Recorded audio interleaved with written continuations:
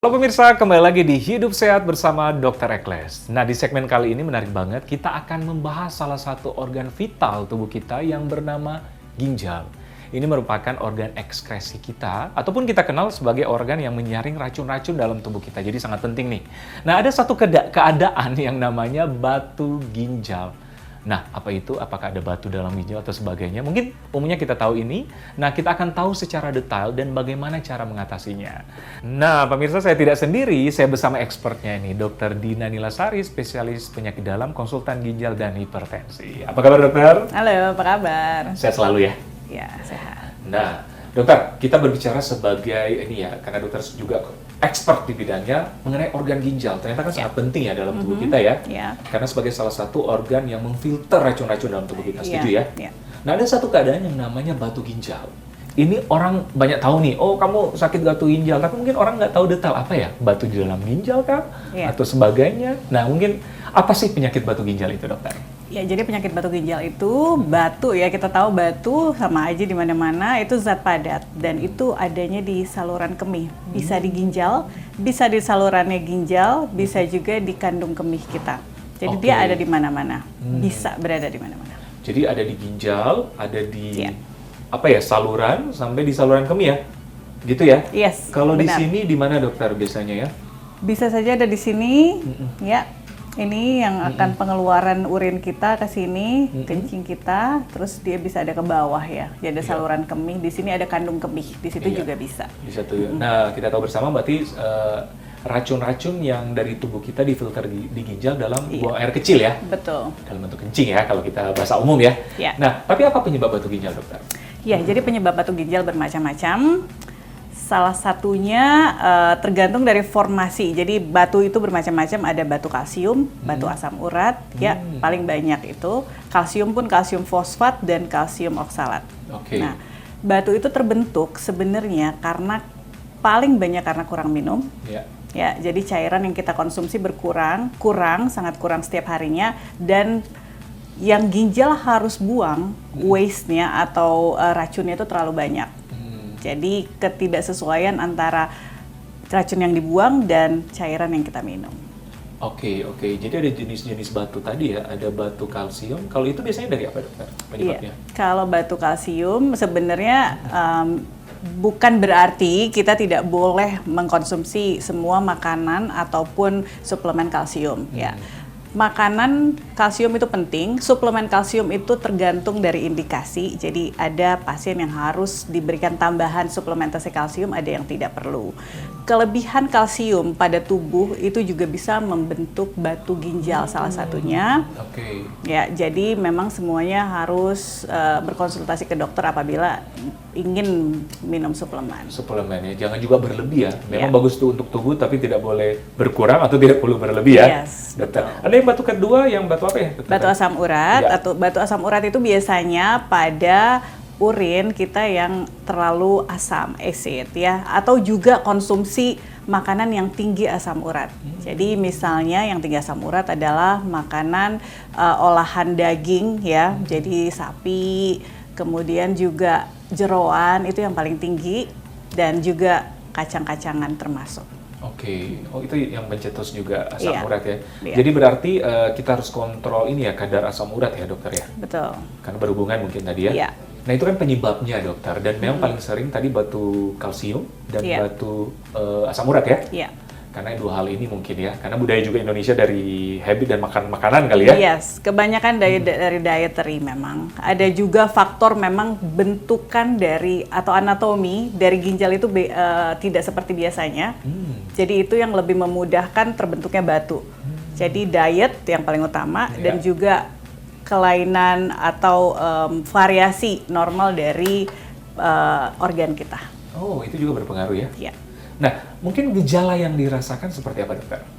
Nah, gejala batu ginjal itu dari tidak bergejala, tergantung dari posisinya. Dari tidak bergejala kalau dia adanya di ginjal, tapi kalau dia sudah mulai turun ke saluran, itu mulai dirasakan nyeri yang sangat hebat.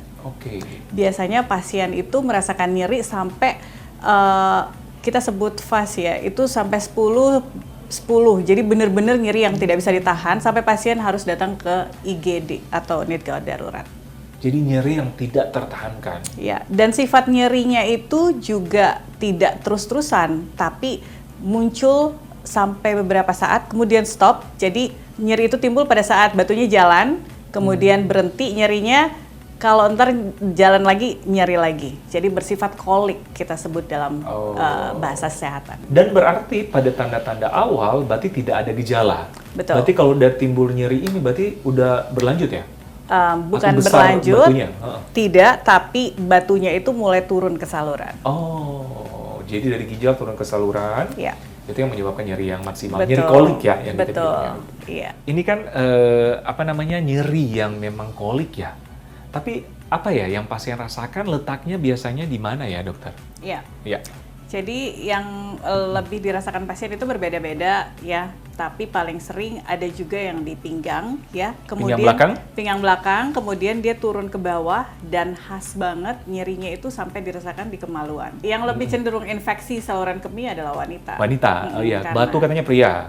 Iya. Tapi tergantung juga ya, karena lifestyle. Juga dengan lifestyle. Ini batu ginjal bisa disembuhkan atau tidak?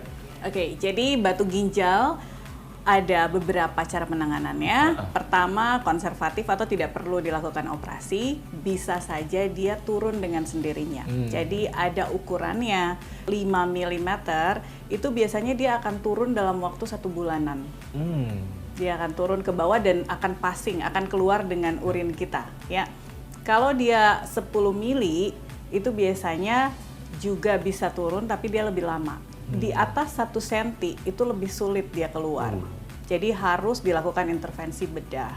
Tapi sekarang intervensinya itu sudah lebih baik ya, teknologi sudah lebih berkembang, jadi tidak perlu dilakukan operasi terbuka, semuanya memakai operasi yang langsung pakai selang ke dalam saluran kemih dan dihancurkan di dalam. Atau juga bisa dihancurkan dari luar. Berarti memang nggak ada medikasi yang lain dokter, memang cuma pembedahan ya kalau dalam waktu batu yang udah besar? Iya, jadi ada obat-obatan bisa kita berikan, apalagi batu yang sangat kecil itu ada tips untuk pemirsa yang paling baik adalah minum lemon. Jadi lemon yang isinya sitrat itu bagus banget untuk mengurangi atau menghancurkan batu yang kecil dan juga memudahkan dia keluar dari dalam tubuh kita.